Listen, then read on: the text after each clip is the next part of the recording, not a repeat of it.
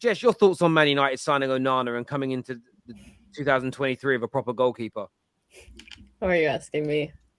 I don't love you guys that much. I hope all these signings crash and burn.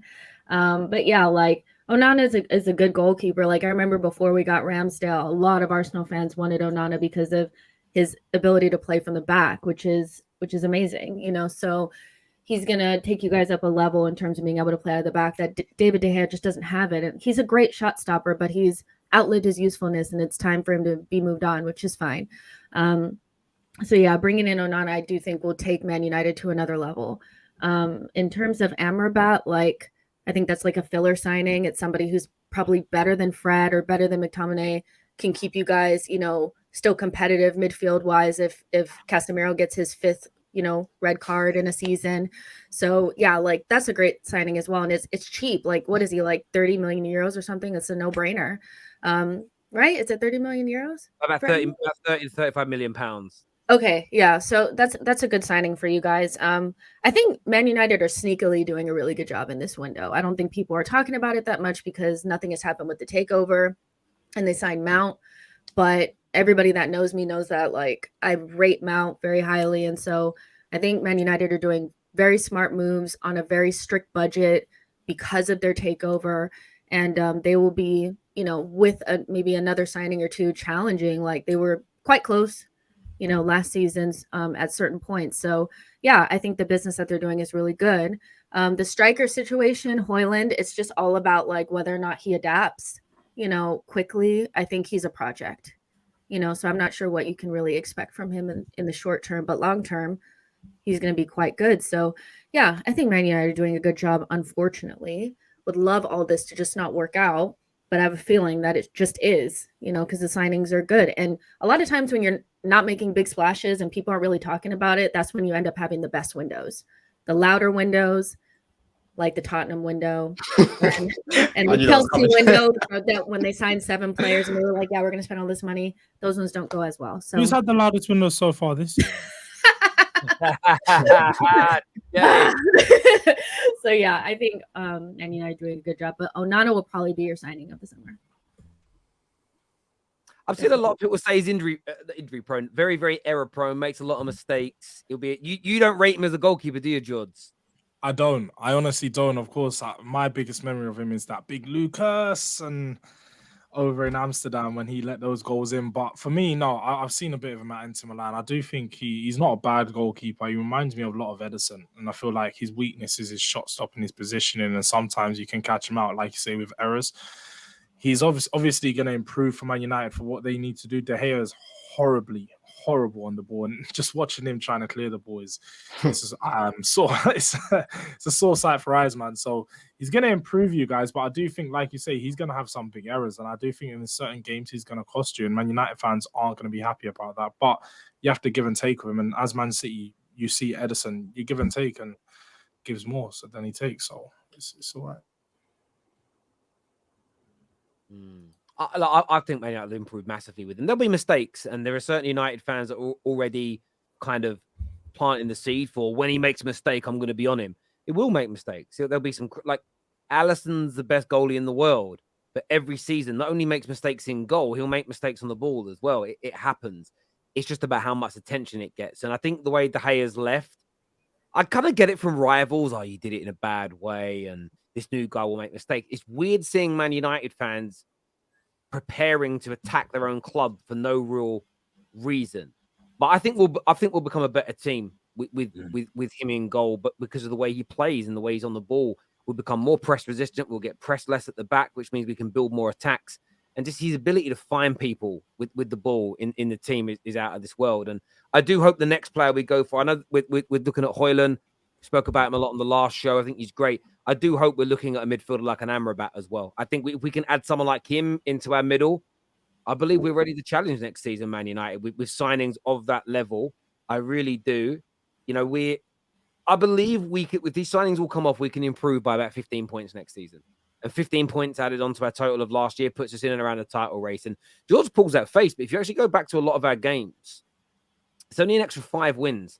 We had a number of draws where if we just had a bit more of a midfielder, a bit more up front, we would have won. even quite a few of our defeats. You go back to the Brighton game and the West Ham game towards the end of the season. We had all the chances up until West Ham scored that goal against nothing, or up until Brighton scored late on. We had all the early chances. We just don't have finishers. So you add another finisher into this team, a stronger midfield to maintain possession, and a goalkeeper who can play out from the back.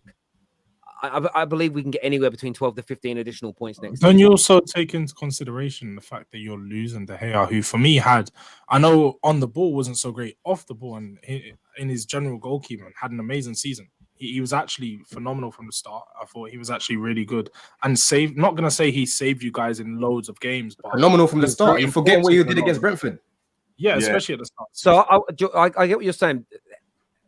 David De Gea will be one of those goalkeepers in 15 years' time when he plays in Soccer Aid for the rest of the world team. He'll still pull off ridiculous saves where you go, oh my God, how did he do that?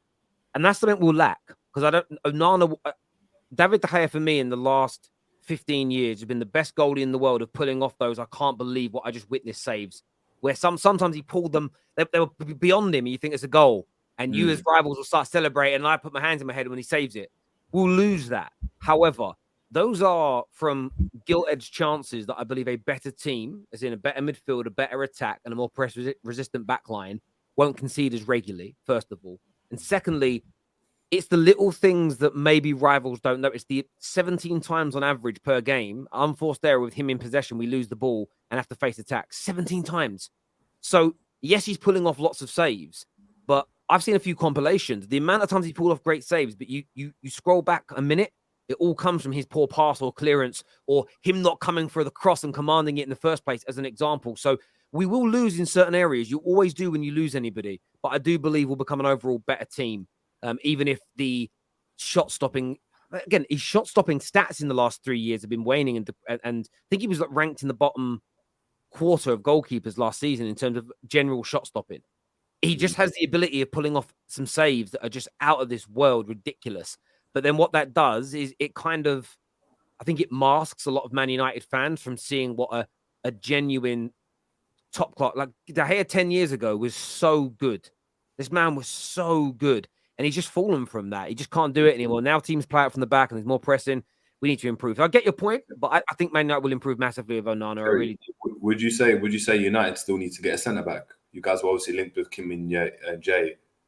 You're still going to be relying on Varane. Terry, they've got Maguire training with Carvalho now, isn't it? Ricardo Carvalho. So he's ready. Okay, yeah. You know what? I forgot about that one. Fair enough. My guy. Honestly, the second-hand embarrassment I saw from Man United fans today getting angry over the United are not actively looking to sell Maguire. They value him at over 50 million. Like, that's called sales technique. If you make it sound like you're desperate to sell him, you lower the value. I think we will. We're looking at Axel, and I forget how to pronounce his surname. Zagadou. No. Yeah, him. We're looking at him. I don't know much about him, so I'm not going to sort of express an opinion. He's a good age profile, around 25, so he's not a kid. We are looking in that area, but what I've noticed so far with Ten Hag, typically, he's bought a few players in January. Oh. What's the matter? Yes, Terry, yeah. The connection. Yeah. We lost you there, Terry. Oh, can you guys see me? Okay, cool. Yeah. I feel like we are looking in those areas, but one thing about Ten Hag when it comes to his summer signings so far, if he can't get his number one player in a certain position, he often moves on to a different role. So I think if he can't sign someone he really thinks will improve us defensively, I think he might look elsewhere. But I do think we need an extra body because Lindelof is just too much of a drop-off when you come away from him. Does that make sense? And Varane's body can't do 2 games a week. So I'd like another player in that area. Yeah, definitely. Haven't you got like a youth team player, like centre-backs coming through right now? It's been a while since Man United. Centre-backs, not that I'm aware of. We've got a young midfielder who's coming for, looks good. Problem is for me, I don't watch the academy anymore because, like all self-respecting Man United fans, I cancelled MUTV because I don't give money to the Glazers. So I haven't watched my academy for 6 years. So I don't go on the website to read anything either because, again, self-respecting Man United fans don't give them any click revenue. But I don't really know much about our academy anymore. And it's annoying because it's funny. Phil, one of my best mates who's been on the show a few times, he was one of my groomsmen at my wedding and he did a speech and he spoke about how he got annoyed living with me because all I really watched on TV was repeats of Only Fools and Horses, EastEnders, and Man United youth team on MUTV. That's all I used to do. That was my life. I watched all those games. So I don't really know, if I'm being honest with you, Terry clutching at straws. It's just called a joke, my friend. Relax your brain. It might hurt you a little bit. But yeah, so look, from my point of view, there is Mengi that people mention. But again, I don't know how good he is. And the reason I say that is his name's been around a while and he's not getting opportunities. And I always say this to people about my own academy players and your own. When you've got a player who's in your academy that just isn't getting the chances to start games, typically it just means they're not good enough. The Man United fans, we used to do it about Angel Gomez. Oh, he's the best. He's the best. He's the best. Yeah, he looks okay. Terry, did you see his under 21 campaign? Yeah, but that's mate, bro. Go back and look at the last England under.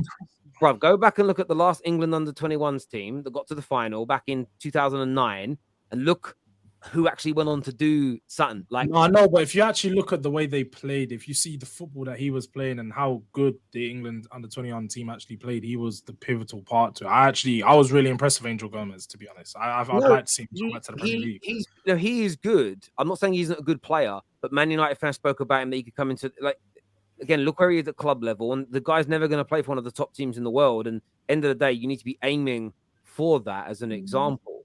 And it's hard to break through to any one of like our teams through the academy. Like you only get one in like a long time that actually breaks through. If a lot of them are breaking through, it's because your team is not that good. Yeah. You know, this. It's true. Like we had Tuanzebe that came through who was good, but his issue was more injuries than anything else. Academy wise, I'm not too sure, to be honest with you. As I said, I don't watch it. And I'd be a liar sitting here. I could go and watch somebody else's video on it and plagiarize, but it's something I don't watch anymore because, again, I can't, because I don't have MUTV and I don't follow it all. But yeah, look, we definitely need to. Sorry, it's a comment that made me laugh. We need to improve the area, but I'm happy with the midfield links. I'm happy with the direction that we're going in. And Onana's again, it's seismic. It's a game changer for us, and United will look like a different team next year.